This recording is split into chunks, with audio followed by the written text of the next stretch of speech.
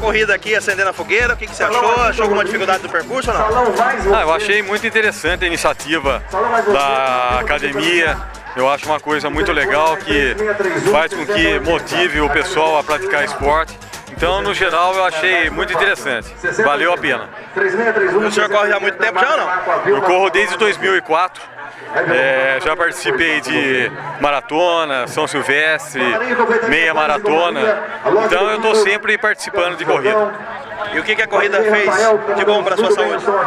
Eu acho que a partir do momento que você pratica algum esporte, com certeza é uma coisa saudável, né? Então isso motiva a gente estar participando de competições, treinando.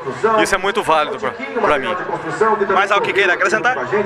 Não, eu só venho agradecer tudo que foi feito e mais uma vez para a academia, para todos que organizaram, foi um excelente trabalho. Estão de parabéns. Beleza, Jarbas, obrigado pela participação conosco. Obrigado.